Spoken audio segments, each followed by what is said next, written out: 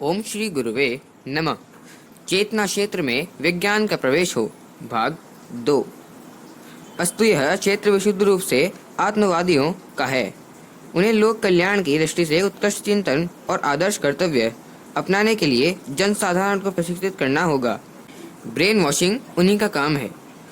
इसे हाथ में लेकर वे मनुष्य जाति की महती सेवा साधना कर सकते हैं। विज्ञान ने पंच भौतिक मानवीय काया के हृदय, फुफ्फुस आदि अवयवों और रक्त, मांस, अस्थि आदि घटकों का स्वरूप और क्रियाकलाप समझ लिया है। शल्य क्रिया क्षेत्र में उसने श्रेय भी प्राप्त किया।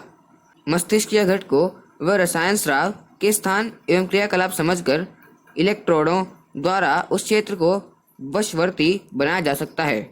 वस्तुतः मन क्षेत्र चेतना से जुड़ा है और इसे संभालने की जिम्मेदारी तत्वज्ञानियों, अध्यात्मवादियों पर जाती है, पर उनने गहराई में उतरना छोड़ दिया है।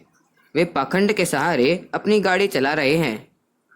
यह जादू का खेल तभी चल सकता है जब तक भारत में अंधश्रद्धा वाले अनगढ़ भावो भक्तजनों का अस्तित्व बना रहेगा।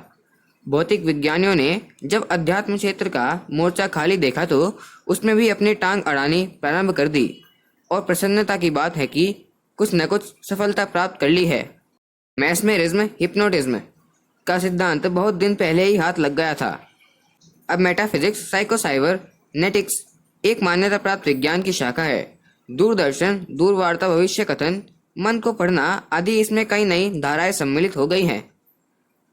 परामाणु विज्ञान ने मरणोत्तर जीवन, अतीन्द्रिय क्षमता आदि पर नया प्रकाश डाला है।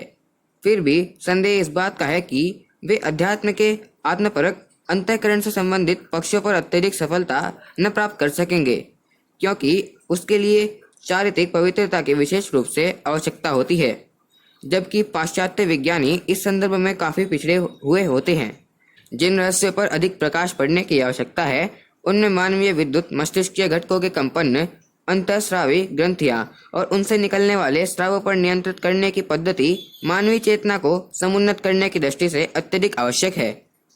हार्मोनों पर नियंत्रण की तरह ही गुण सूत्रों को इच्छानुरूप प्रभाव दे सकने की बात भी असामान्य है।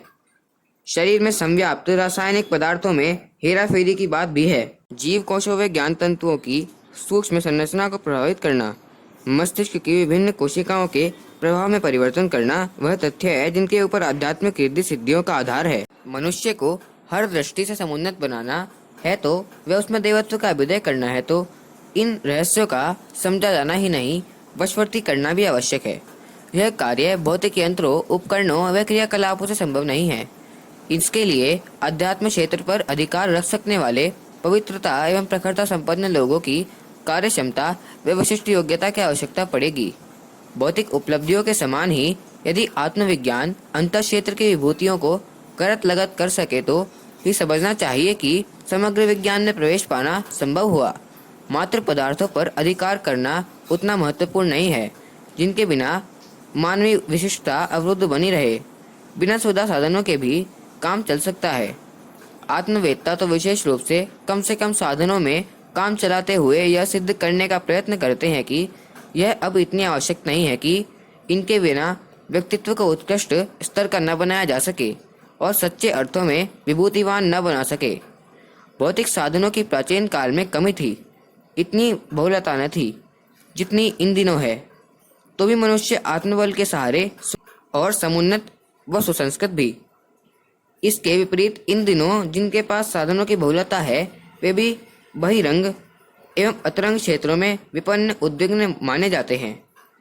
मनुष्य व्यक्तिगत जीवन में उल्लसित, विकसित रहे तथा आनंद से परिपूर्ण दिखाई पड़े तो समझना चाहिए कि उभय पक्षीय उपलब्धियां हस्तगत करके वह सच्चे अर्थों में अपनी गरिमा उपलब्ध कर सका। ऐसे व्यक्तियों की बहुलता जितनी होगी उतनी ही वातावरण में सुख शांति होगी और स्वल्प साधनों में भी प्रगति एवं समृद्धि की परिस्थितियां उत्पन्न होंगी।